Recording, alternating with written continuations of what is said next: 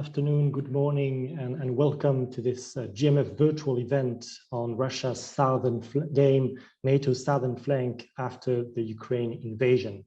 I'm Martin Quencez, I'm the Deputy Director of the German Marshal Fund in Paris, and very happy to moderate this discussion today. As you know, a lot of GMF activities over the past 2 weeks have been focusing on the evolution of the Russian invasion of Ukraine and its implications for the Euro-Atlantic security order and beyond.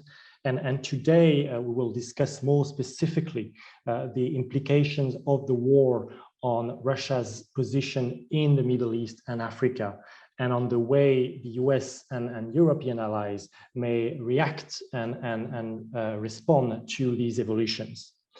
We will discuss the way also the Ukraine war will have geopolitical and geoeconomic implications for the countries in the so-called southern flank, a region in itself that includes Middle East, North Africa, the Sahel, but also Central and Southern African regions. So we have a lot to cover, and in fact, I'm not sure we will be able in just 60 minutes to answer all of the questions, but we have a great group of 4 speakers today, 4 experts to help us better understand the consequences of the war in Ukraine on Russia in these regions. And as you know, since 2014, Russia has been extremely active, in fact, in the whole of the southern flank, from Syria to Libya, obviously also in the Sahel, and being based myself in Paris, this is an issue that I've been following more closely, but also in Sudan, in Central Africa, and in Southern Africa. And I want to turn to our 4 colleagues to help us understand and to understand their assessment of the situation today, and also discuss what the US and Europeans can do in the future. I will first turn to Pauline, who is the Deputy Director of the Africa Program at the International Crisis Group, to discuss the Central African Republic and Southern Africa, and to help us again understand the Russian position there and the evolution in the weeks and months to come. I will then turn to Mark Katz, who is a Professor of Government and Politics at George Mason University, working more specifically on Russia foreign policy in the Middle East and North Africa, and we'll discuss with you mostly the Middle East and perhaps also the impact for the GCPOA. Then I will give the floor to Andrew Lebovich, who is a policy fellow at the European Council on Foreign Relations, working primarily on North Africa and the Sahel. And last but certainly not least, I will turn to my colleague Kristina Kausch, who is Senior Resident Fellow at the German Marshal Fund, working on Europe's relations with its southern neighborhood and the broader geopolitical trends in the Middle East. This is a public event, and we would love to get your questions after the presentation. You can use, I think all of you know now how to use the Q&A function at the bottom of your screen. I will take questions directly from the Q&A chat, so don't hesitate to ask whatever you'd like. But first, Pauline, if you could maybe cover the question of Central Africa and Southern Africa. Yes, so to start with Central African Republic, which is the most interesting Russian intervention in Sub-Saharan Africa to date. Russian instructors arrived in Central African Republic around 2018 at the demand of the government, specifically by President Faustin Archange Touadéra, who had seen the ineffectiveness of the UN peacekeeping operation. There was very little security and in his country, and a very shambolic army. He decided he needed foreign help and turned to Russia to do that. Russia agreed, they signed a military cooperation agreement, and very soon afterwards, well, there was a little bit more up to that, but firstly he needed weapons at the UN level, and in order to get those weapons, he got the help from France and Russia together, actually, to get those in the country. So Russia sent many shipments, and Russia often packages those shipments as well. These are new weapons, and we can help you. We can train your troops in how to use them. So the instructors arrived, and soon it became clear after the deployment that these people were instructors helping to build up the national army, but that there might be something more going on, which became clear when there was a rebel attack on the capital in 2020, which almost dislodged the president. And at this point, the Russian instructors became active on the ground as fighting troops together with the UN and Rwandese forces who were also there. And ever since then, Russia has been sort of expanding its presence in terms of, it has become much more visible on the ground. And these Wagner mercenaries, as they are now widely known, in the beginning not so much, they often come together with a package of media and political advisors. So the government had a national security advisor, lots of media advisors or operatives, if you will, from Russia with a lot of experience in how to handle government propaganda campaigns and how to influence public opinion online. And this whole package was rolled out with fairly rapid speed in the country. And if we fast forward a little bit to today, Russian forces have, together with the national, have to backtrack. They did train national troops. So there's a national army of about 10,000 men. I wouldn't say poorly trained, but not the best shoulders around either. They're not really seen as a competent fighting force, but under the command of Russian instructors and mercenaries, they've gone underground to recapture about 20 towns that were formerly in the hands of rebels. So those towns have been recaptured, and Russian operatives have now moved into customs collections. They have secured several mining zones. The government now considers Russia as its closest political ally. The university, now the only university in the country, teaches Russian. It's become mandatory. And Wagner has also built a cultural center that promotes the culture and the values of Russia. So Russia has established itself very firmly, and interestingly, it's still very much in denial about its official presence, because even though everybody calls the troops on the ground Wagner forces, and they often wear Wagner badges, and there's lots of support for Russian soldiers, there's still no link with the Kremlin. And this is all sort of run off the books at a very low-cost operation. So that's the situation in Central African Republic. I think the interesting fact is not just that Russia is there, but that I think Russia could use this country as a laboratory for how it can roll out its operations now into the Sahel. It has been very successful. It was an ad hoc operation. I don't think it was a large planned out strategy where they knew how this was going to go. We can see this in Mozambique, where Wagner Russian troops deployed earlier. And that was a big failure. They withdrew fairly quickly. In Mozambique, however, Wagner had about 300 men, whereas in Central African Republic, it's estimated that there are about 2,000 fighting forces on the ground. So that's instructors, official military people, as well as the foot soldiers, the low-paid fighting guys. And so this was very successful and is now being exported. Russia has also Russia did not have traditional ties with Central African Republic. It was very firmly pro-French for many years, and it fits into the Russian model of going into countries where it can oppose the West. So it can get rid of the West and become the new preferred security and political partner. In Southern Africa, and Zimbabwe, Mozambique, and South Africa, the ties are a little bit different. They date back to Russia's support, military and financial support, mostly for the liberation movements and the anti-apartheid struggle.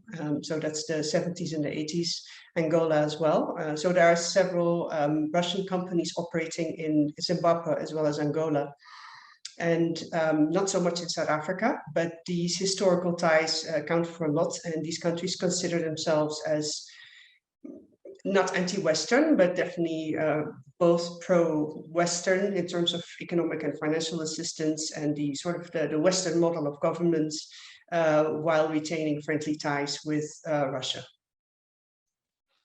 Thank you very much, Pauline. Maybe if you could cover a tiny bit what you think will be the main impact of the Russian war in Ukraine for the Russian activities in the Central African Republic. Well, according to the latest information I have, there has been no impact whatsoever so far. We saw one impact of the deployment in Mali nearby, where when the troops deployments in Mali came from Wagner mercenaries around December, a lot of high-level or the more high-ranking officers who were the official instructors actually were seen moving to Mali. But the fighting force or the mercenary force in Central African Republic is still estimated at about 2,000. There have been no departures. In the meantime, there's one industrial gold mine in the country, the Natasima gold mine. This was awarded, the contract was awarded to a Russian company about 2 or 3 years ago. And this company is now fully exploiting the mine. And there are no Central Africans on the ground. So it's a fully Russian operation, aided in terms of security by Wagner troops. So they've built an airstrip, and the gold may be flown out of the country. Anyway, that is the assumption. So that will not change. It's a good source of revenue. And in the meantime, the fighting in some areas, especially in the east, still continues. So there has been no change. And in fact, the propaganda campaign has geared up even more in the last couple of weeks. So it's in full force. And Russia has no interest in leaving the country, or I should say Wagner. And the government is very happy with the Russian presence. So that will not change. Thank you so much. Maybe let me turn first to Mark, and we will now pivot to the Middle East with you to understand the situation as it stands today, but also your assessment of the impact of the war. Very good, thank you. And I want to also just thank you, the German Marshall Fund, for the invitation to speak. Now, I think that Putin has been assiduously courting Middle Eastern governments ever since he came to power. And I think what's the amazing thing now is that Putin has good relations with each and every American ally in the Middle East, including Israel.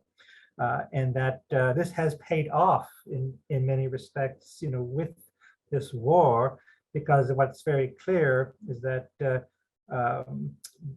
America's allies have not exactly rallied around the United States and the European Union with regard to the war in Ukraine. That what we've seen is that the United Arab Emirates, famously now a member of the Security Council, voted to abstain on the resolution condemning Russia. I think this was quite a surprise for the U.S., along with India and China. China was not a surprise. That we have seen that the Biden administration's appeal to Saudi Arabia to pump more oil in order to help bring down prices in the West as a result, that have risen as a result of this conflict, that the Saudis are talking about they need to adhere to the agreement with Russia in the OPEC Plus format. And neither they're not willing to do so. There was some, sort of back and forth with regard to the UAE. Their ambassador in Washington talked about the need to pump more oil, but the oil minister talked about, no, we need to also stick with the agreement. And I think that Israel, the Israeli government, although they have come out and very gingerly condemned the Russians, that they're going out of their way to not get on Russia's bad side, and they are citing the need to maintain the deconfliction agreement they have with the Russians with regard to Syria, that the Russians essentially turn a blind eye when Israel pounds Iranian and Hezbollah targets. And there was a statement from the Russian Foreign Ministry spokesman just a couple of weeks prior to the intervention, criticizing Israeli strikes. And I think, that the Israelis they don't want to see the Russians backtrack on this at all. So they're being very careful. And I have a feeling that the mediation effort we have seen launched on the part of the Israeli Prime Minister Bennett has not so much to do with really actual mediation as simply as a reason for why the Israelis can't take too harsh a stance on Russia, because you see they're involved in mediation efforts, so they have to be somewhat neutral. So this is all very disappointing. I think sort of the one US ally that has been more willing to cooperate with the West, of course, has been Turkey, which is the most immediately affected. But even then, you know, they are moving very, very gingerly. They don't really want to get too far on Russia's bad side over this. Now, I think that part of the reason why America's Middle Eastern allies were not so supportive of the US position at first was, I think, like a lot of people, they simply assumed that Russian intervention would succeed very, very quickly, that there'd be a change of government in Ukraine, that everyone would have to adjust to the new situation. And so what was the point of protesting Russian policy when they were going to win anyway? Well, that's not occurred.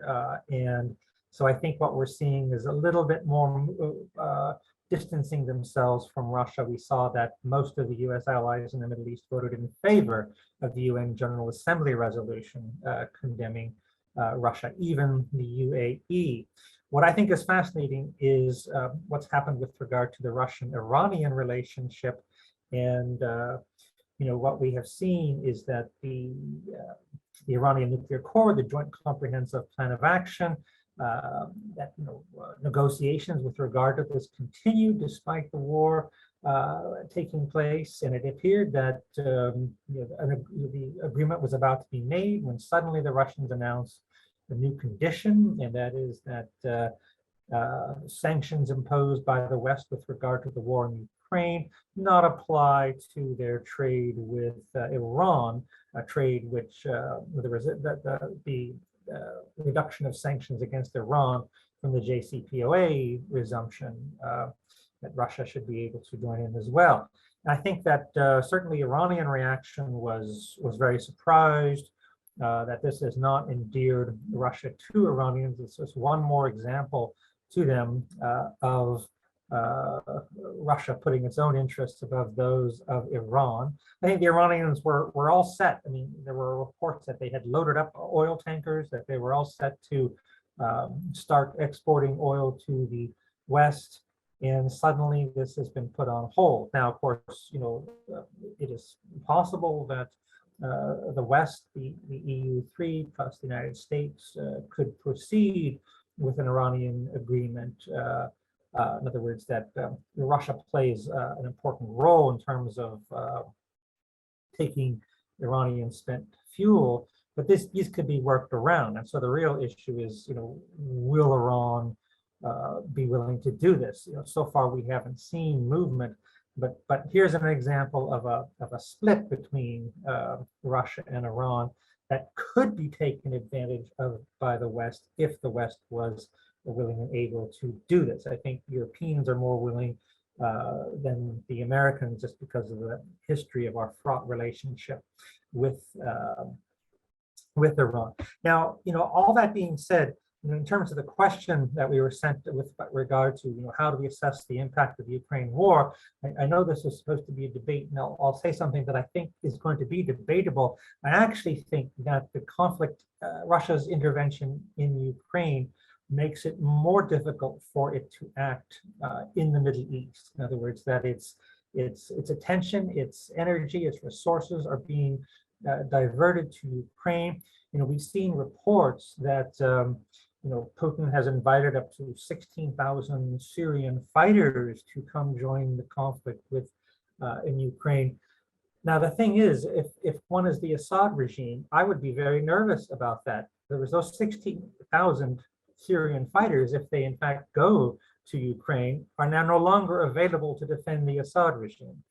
That, in other words, that Russia is prioritizing Ukraine over Syria. And so I think that, as we saw with their attitude toward Iran and the JCPOA, Ukraine is simply a higher priority for Moscow.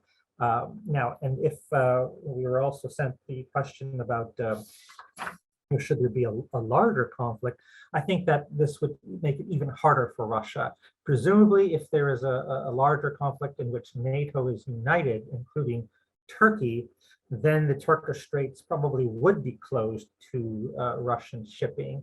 And so their ability to operate in the Middle East, I think, would be even greater. Their difficulties in operating there. I also think that if oil prices rise even further, I shouldn't be surprised if oil producers in the Gulf find it in their heart to start producing more, since that would be very profitable to do so. And I might add that I think China would encourage them to do so as well. And that's fundamental Russian-Chinese difference with regard to oil, is that China buys it, prefers a lower price. Russia sells it, prefers a higher price. And that I think that the China and the West would have some common ground here. So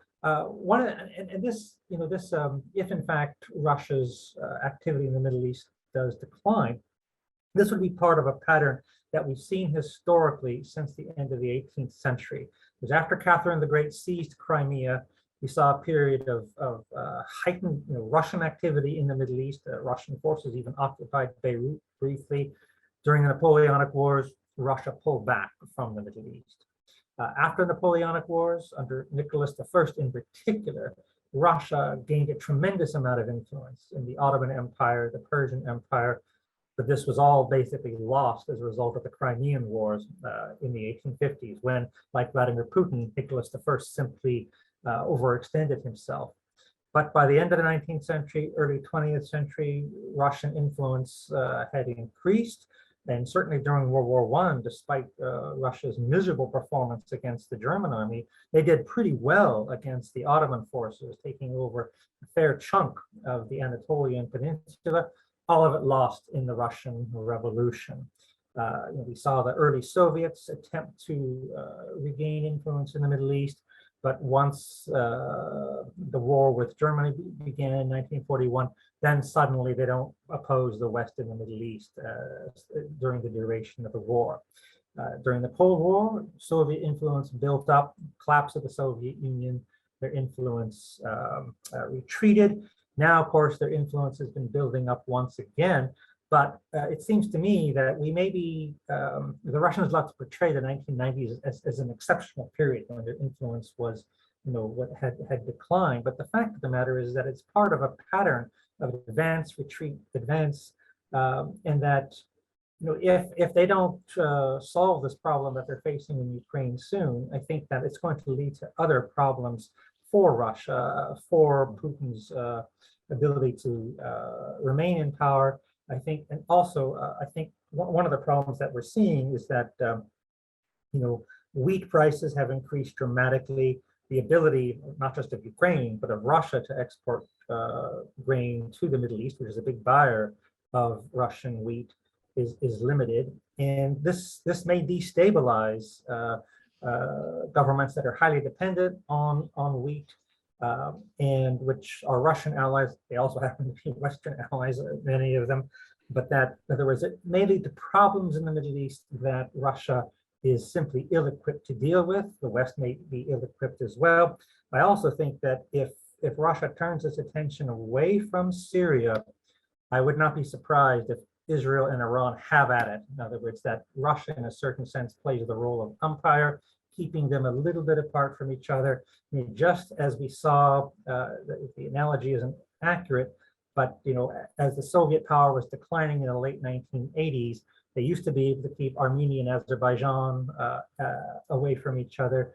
But as Moscow's power declined, they went to war. I would not be surprised if something similar happens in this case as well. So, in other words, the conflict in Ukraine, I think it has negative implications, certainly for the Middle East, but I think also negative implications for Russia to sustain its influence. Now, if they manage to turn things around in Ukraine, if the conflict is somehow resolved in Russia's favor, I would not be surprised if Middle Eastern actors are the first to want to return to normal.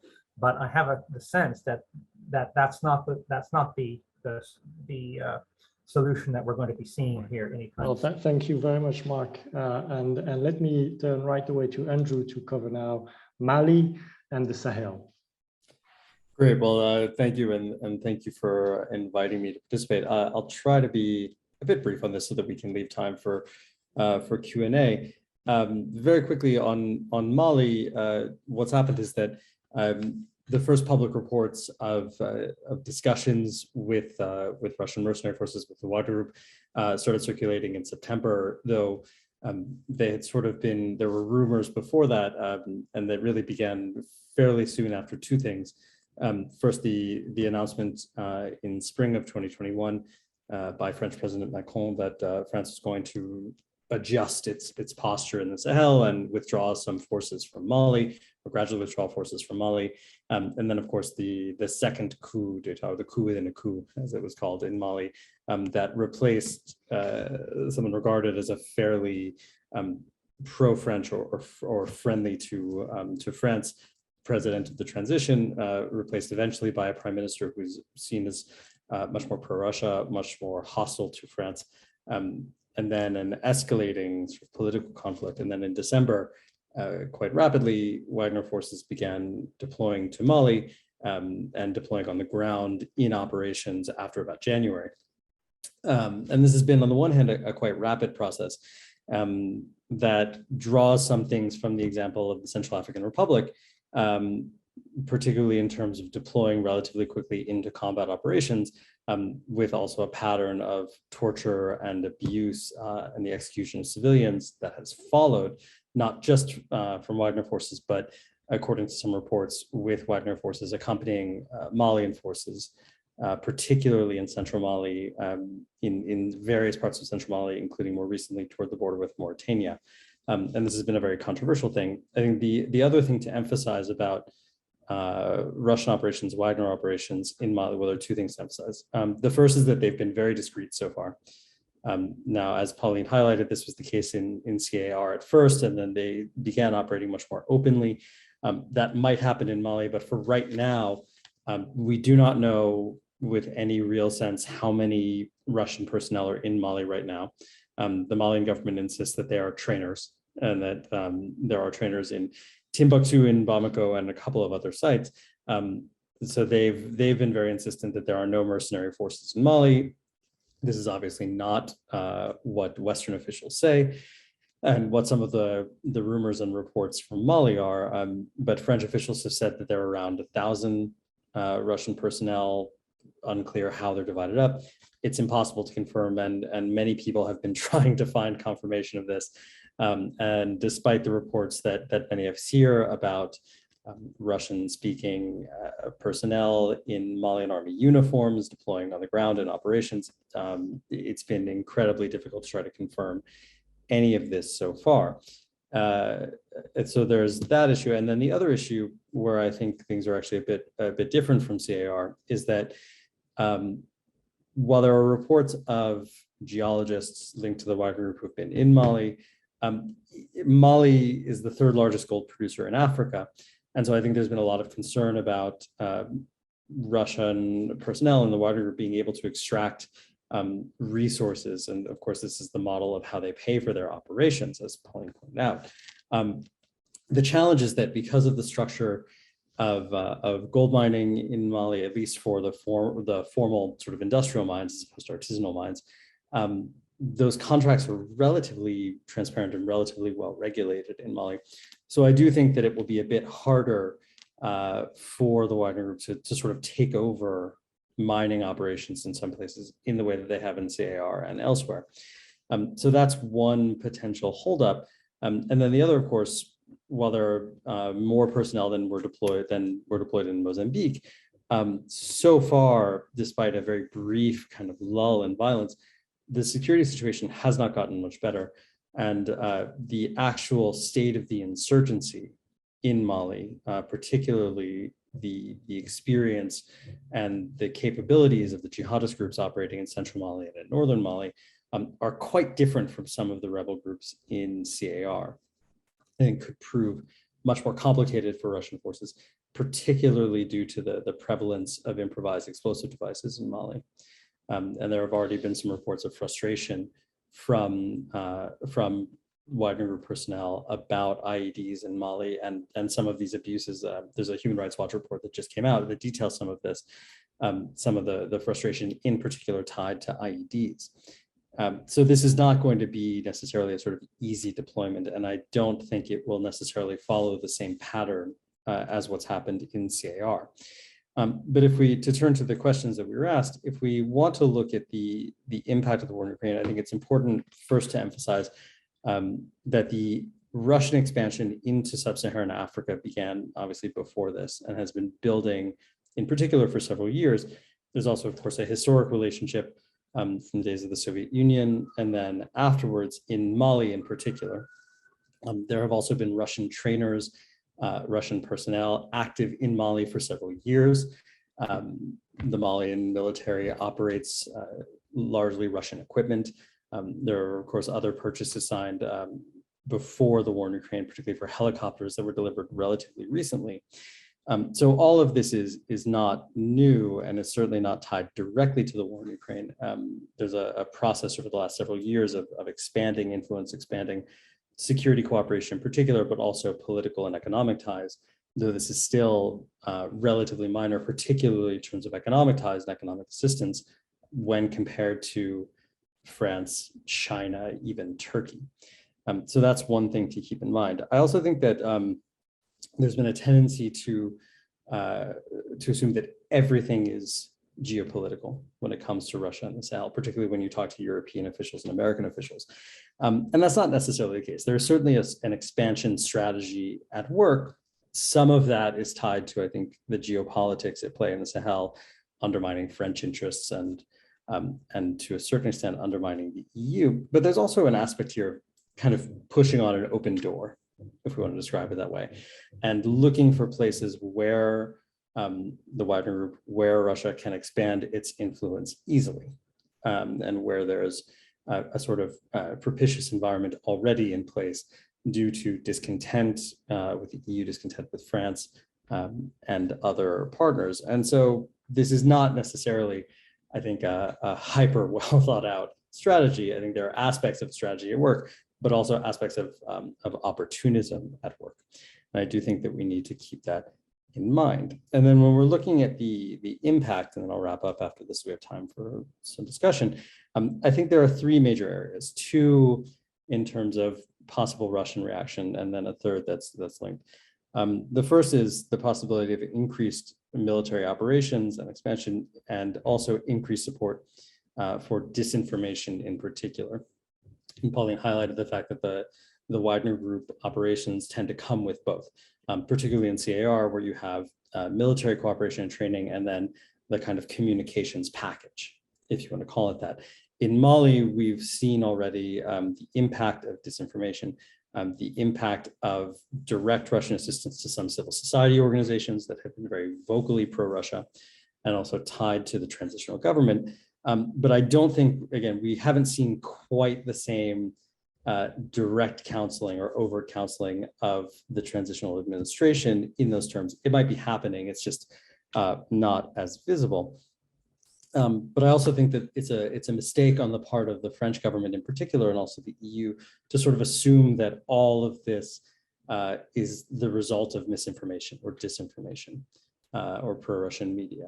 And I think people sometimes do not fully grasp, and need to more fully grasp, the extent to which not only they need a counter narrative, but the extent to which there are real concerns about the impact of the international presence in the Sahel over the last 8-9 years that do have to be taken into account. And this is not all just Russian propaganda. And then the third major impact, and I'll wrap up here, of course, is on food prices. Certainly the price of wheat is going to have an impact in the Sahel and also in North Africa. And this could reverberate, including also with the increase in oil prices, particularly in the Sahel. In North Africa, it's a bit more mixed because the increase in oil prices in Algeria, for instance, is a windfall. But on the other hand, the increase in food prices is going to put a lot of strain on the government at a time when the government has also been trying to reduce subsidies, particularly for staple goods. And I'll wrap it up there. Thank you. Thank you Very much, Andrew, and please do not hesitate to ask your questions in the Q&A. I see that there's already a couple, but Kristina, I want to turn to you now for your comments. Thank you. Well, thanks for also to my co-speakers for these excellent points. I cannot help to go back to some of them. What's needs? I very much agree, Andrew, on the point that not everything can be geopolitical. From a European perspective, I would say there has been a little bit of a turn that we used to not be able to see the geopolitical dimension of things, and now it's going to the other extreme, a little bit more into the American direction, but that is a general mark. Mark, I find it very curious what you said about that, well, textually, that Russia's Ukraine war makes it more difficult for Putin to act in the Middle East, because I think that really depends on whether it stays being just a Ukraine conflict, whether it's going to be a NATO conflict, or whether it's the beginning of the new era of autocracy against democracies, to put it like very, very boldly. So the dimension of the geopolitical layer or dimension this conflict takes, which I think we don't know yet, will depend how not only Russia's, but everybody's priorities are dispersed and, shifted, including geographically. So I think that call is still open.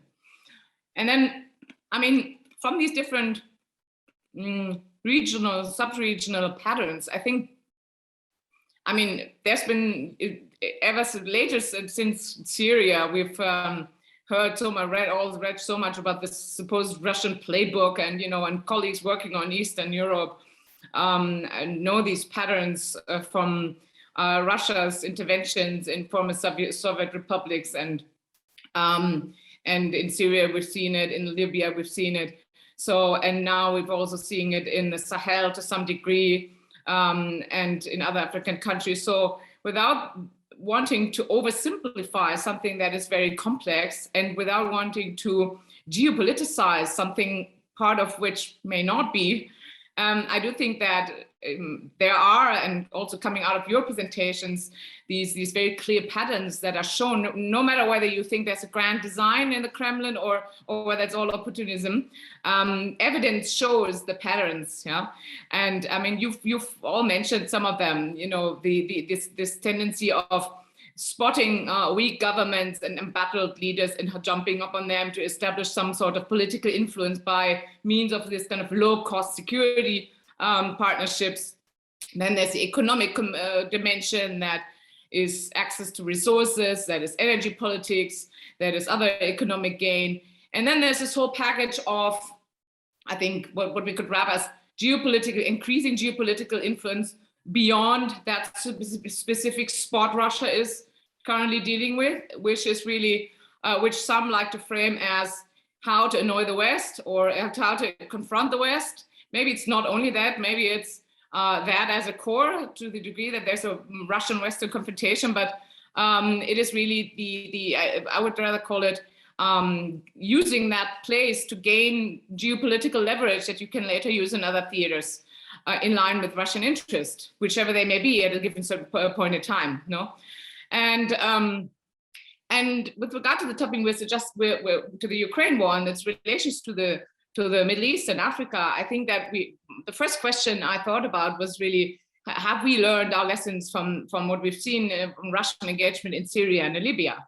Because there you can clearly see these patterns, even though there was a broader military intervention in Syria, but still, because as you remember, the sequencing was in 2014, Russia annexed Crimea, and the next year intervened in Syria, and which then turned itself as the gatekeeper for, well, essentially as the gatekeeper for migration into Europe, which then led to this so-called refugee or migration crisis, which led to one of the biggest internal cohesion crisis in Europe in the last 2 decades. So, and I think there is now, in the light of the new situation with the Ukraine war, which one way or another is already being channeled into some sort of larger confrontation, no matter whether it's going to be military or non-military between NATO and Russia. Lots of what Russia is doing also in other regions, of course, must be reevaluated. We must look at where Russia is trying to gain leverage that might eventually be used in ways that are incompatible with what our strategic goals are. And that includes not only the political influence in many African countries, the political influence over those who control over OPEC or its partnerships in the Middle East, but also, of course, the Russian military presence that many US and EU observers have been monitoring over the last few years must appear in a totally different light now. No, so the Russians have strengthened and expanded their naval base in Tartus. There's still these rumors about the possibility that there might one day be a naval base in Libya. Then there's the agreement that Russia signed with the government of Sudan, potentially giving it access to the Red Sea, which is an incredible geopolitical leverage at a strategic choke point where 1/3 of global container traffic passes through. So all of these things are, no matter, I mean, maybe it doesn't materialize, but all of these things that you can see that there's a pattern that Russia is basically using both the Middle East and Africa, among other things, to extract, let's say, as a pool for leverage, to extract leverage that might come back to us. And I think finally, I would also like to, if we look at it, depending on how the Ukraine war, as I said, develops, if we zoom out and if we say, okay, what if this is going to be the beginning of a military confrontation between Russia and NATO, or even worse, between NATO and Russia and China together, they'll say. Or maybe it is the beginning of the new geopolitical era of hot systemic competition, of hot strategic competition. Yes, so there's a clash of these two new blocks, just hypothetically. So in that light, also the fact that Russia gains influence over all these African governments is also very important, because, for example, I'll end with that. The UN General Assembly vote that Mark was referring to, everybody hailed that to say, oh, the world is united against Russia, because almost everybody said yes, and there were only just very few, 5 against, and I think 34 were abstained. Still 34 abstained, and of these 34, half were Middle Eastern or African states.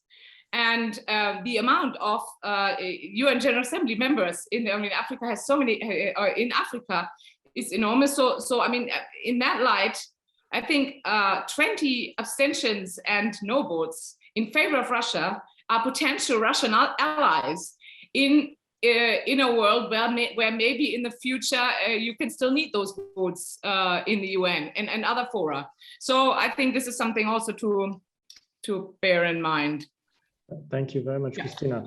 I want to give a chance to Pauline, Andrew, and Mark maybe to react if you have anything to say to some of Kristina's comments. I want to add one specific question to Pauline and Andrew, because Mark has already sort of covered it for his region, is if indeed the sanction regimes will hurt Russia's economy so much that Russia's ability to be a security provider to some of these countries or regimes that you cover in the Sahel or in Central Africa is being questioned, do you think that there is a chance that these countries may reconsider their investment in the security relationship with Russia.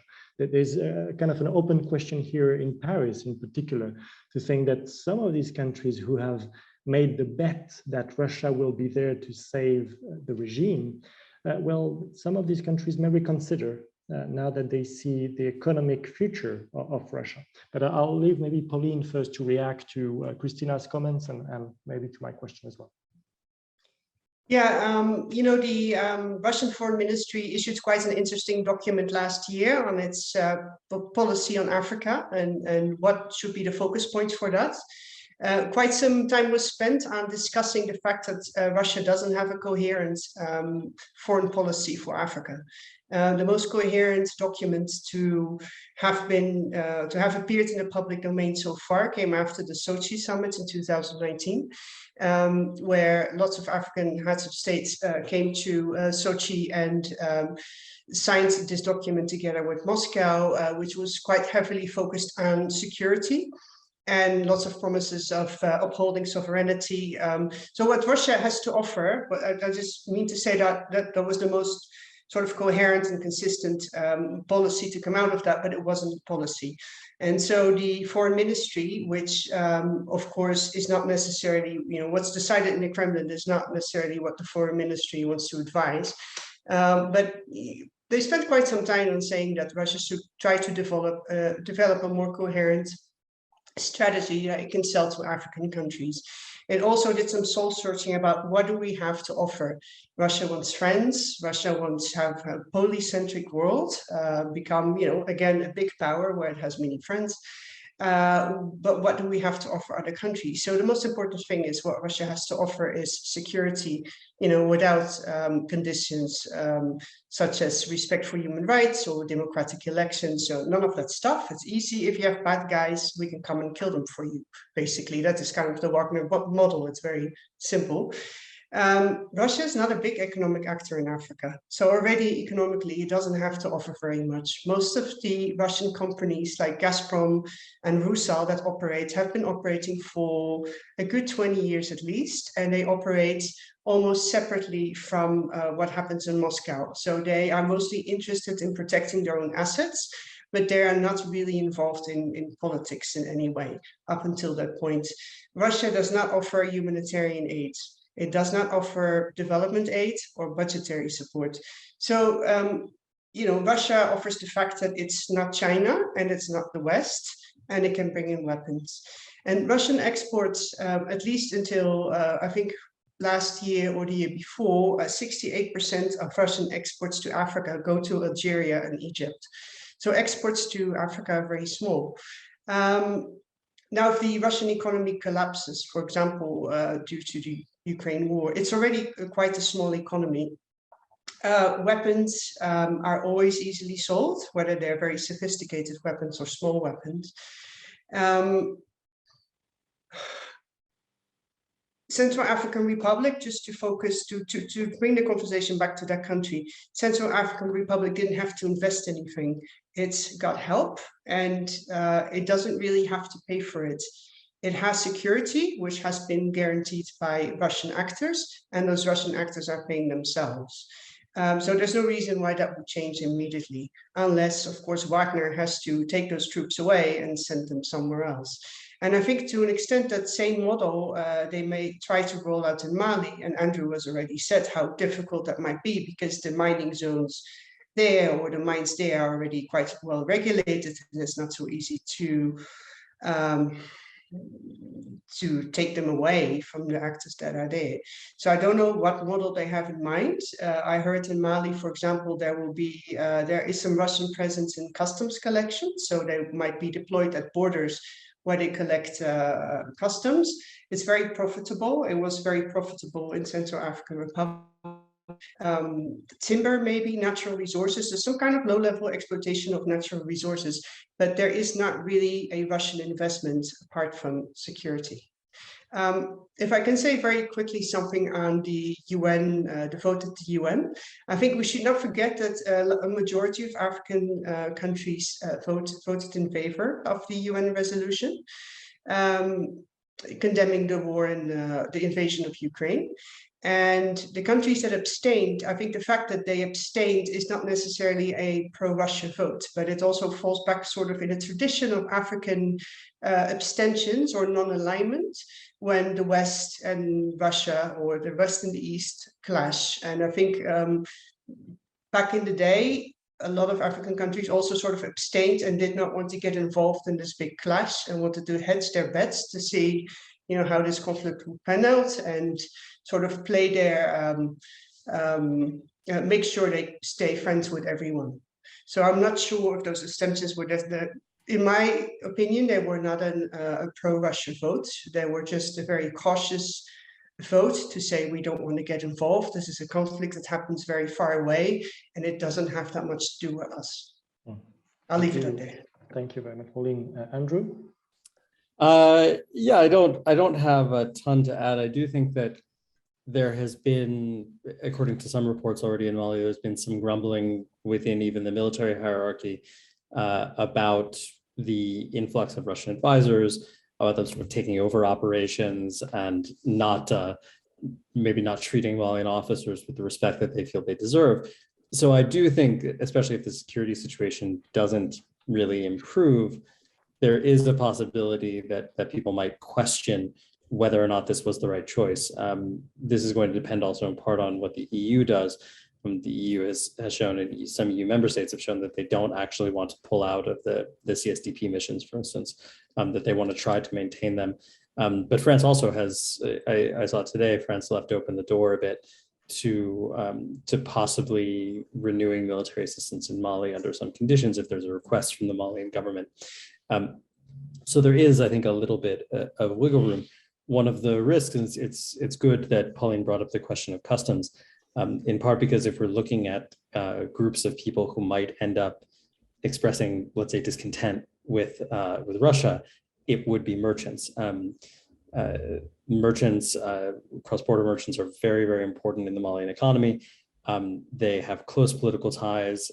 They're very important to the functioning of Bamako in particular. And so if there is this, and I've also seen some of those reports about Russian personnel trying to get into customs dues in Mali, that could potentially become a political issue for the transitional government, especially given the ties between merchant enterprises and a couple of the key religious families in particular in Mali, and one family in particular who's expressed support for the transitional government. If customs collection starts to impact those operations or is seen as unfair or overbearing, that could become a much more serious political issue, particularly because I'm not sure that there's really enough in the way of accessible mining operations to actually pay Wagner's bill. And so, again, we don't know very much about the financing. It's possible that others have stepped in for now to pay the balance on that. But I'm not sure how sustainable it's going to be. And if they branch into customs collection, there will be a dual impact, I think, of first of all, potentially angering traders. And on the other hand, I'm not very convinced that even the transitional government will actually accept that trade-off, because they also need those customs dues. And so, again, I think this is why I keep emphasizing the fact that even though the Russian presence has expanded very rapidly, there is a regional context and a sort of international political context to that. I'll emphasize again that Mali is not CAR, and that doesn't mean Russia is not going to continue to work there. It doesn't mean that the Wagner Group isn't going to expand its presence there. But all of this to say that I don't think it will work the same way, or it won't necessarily function the same way, and will likely be much more complicated. Thank you. Mark, if I can turn to you, I wanted also to give you a chance to answer some of Kristina's comments, but I also have two questions for you. One, if you could elaborate a bit more on your idea that Europeans and Americans may have an opportunity to take advantage of the current kind of split between Russia and Iran. What does it mean concretely? What would you expect Europeans to do to take advantage of this situation? And the second, if you could also elaborate on the implications of food insecurity in the region, given what you said about the fact that so many countries, especially in the Middle East, rely so much on wheat from Ukraine and Russia, and that could trigger political instability in the Middle East. What could, again, Europeans and Americans do to alleviate that sort of humanitarian crisis and political implications there? Great, thank you very much. I think I'll start with your questions first.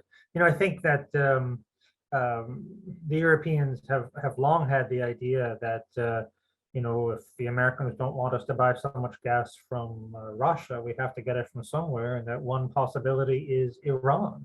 But of course, this is something the US has not been willing to countenance. That essentially, I think what the US's hope was that somehow, whether Obama, Trump, Biden, that at least in the past, that somehow Russia would help us with Iran, because obviously Iran was a terrible, terrible place. We never really seriously looked at the possibility that maybe Iran could help us with Russia under the right circumstances. And it seems to me that it's a question now of priorities. Which is the greater threat to Europe and the United States? Is it Russia or Iran? I don't think it's Iran. There are certain countries in the Middle East that see Iran as a greater threat, but I don't think Europeans see it that way at all. And so I think that if we really have a degree of foreign policy prioritization, in other words, that then I think that this is something that we could do. And I think that the Europeans really need to help the Americans see this possibility if it exists, because I think that Americans won't come to it on their own. Now, there's simply nothing sacred about the format for the JCPOA. Obviously, it's been continuing without an American presence, sort of barely, but it can continue with an American presence and without a Russian one. What does need to happen, though, is that some other mechanism may need to be found for dealing with Iranian spent nuclear fuel, as well as a supply of nuclear fuel. And that, it seems to me, is where possibly certain European countries might come in. In other words, that we could do this. In other words, if Iran wants the sanctions relief, and if we are more concerned about Russia, it just seems to me a no-brainer that we need to work with, that this is a possibility. It would also be a way of signaling to our Middle Eastern partners that if they're not willing to increase their oil production, well, then there are others who are. If they can look at the United States and decide that they can, they'll pursue their own interests despite what the Americans are doing, the Americans can do the same. Not that they have done this historically. It's been more of an emotional foreign policy, in my view. So there's that. Now, just moving to the whole wheat problem. I mean, this is a problem for everyone. In other words, that the increase in the price of wheat, in other words, this is going to mean food insecurity for a lot of countries in the Middle East as well. And Russia simply can't really help. In other words, that for the moment, it seems that grain exports, I don't think that they're not able to increase grain exports. That there's only, I'm not an expert on the wheat market, but if they're going to get more wheat from anywhere, I think it's going to have to be from the West. And I think that this is where the West can step in if it puts its mind to it. And one can easily imagine a deal, at least I can imagine one, where the Saudis and the UAE pay for American wheat to go to Egypt, for example. That sounds good. Maybe even the Americans could pay for this, but one party we know will not pay for it is Russia. And yet I think it's worth paying for. In other words, that we don't want to see more destabilization. And if there is, I don't think Russia can put it back together. So this is a real issue, it seems to me, and I think we need to all face it. In other words, what is the impact of this wheat crisis on the Middle East? And then getting to Kristina's point, I think her points are very well taken, but it seems to me that for Middle Eastern governments, which are pretty hard-headed, the first priority is to stay in power, and after that, their main priority is their quarrels with one another. That they're just not interested in a place like Ukraine. Certainly conferences I've been there, certainly after the seizure of Crimea in 2014, going to Riyadh, Abu Dhabi, trying to talk about, Russia, Ukraine, Crimea, and the reaction is, don't bother us about this. You worry about what Iran is doing in our neighborhood, not what Russia is doing in its own neighborhood. What do we care? And I think that this has been the attitude. And I think even now, with a lot of European, or a lot of Middle Eastern, they don't really see what the importance of the Ukrainian conflict is to the West. So I think that we, it's partly an educational manner. I think that what happened was that they thought the Russians were probably going to win, and then so what? Everyone would have to adjust. Now it's not turned out that way, and they're being increasingly forced to make choices. I don't think that Russia, which is doing badly in Ukraine, is the clever choice. And certainly, Pauline talked about how in Southern Africa there's a degree of nostalgia for the solidarity of the Soviets, in the old days. In the Middle East, there's not such a great degree of nostalgia about the Soviet presence during the Cold War. For the most part, it was pretty unpleasant. So that's not something that I think rings, that's not something to, I don't think Middle Eastern governments make decisions based on sort of the, what happened in the good old days. So I suspect that with patient diplomacy, the Europeans and the Americans can nudge Middle Eastern governments to be in a more cooperative position with regard to this. If they don't see Russia winning, there's no reason for them to be on its side. They might not side with us to the extent that we want, but they're sure not going to side with Russia either. Thank you, Mark. Let's try to end on this positive note, which wasn't a given at the very beginning of the conversation that we'd managed to end on such a note. But we are now running out of time. I want to thank you for taking the time and joining this conversation. It was absolutely fascinating. I'm afraid we haven't had a chance to go too deep into all the discussions that we had. I would have loved to discuss informational warfare and the way, especially some of the Russian narratives have played in Africa and in the Middle East since the beginning of the invasion. But I'm sure we'll have, unfortunately, many other opportunities to discuss the conflict and its implications for the region. Thank you again, and thank you all for listening to this conversation. GMF will continue its activities on these questions, and we hope to see you soon, very soon. Bye-bye.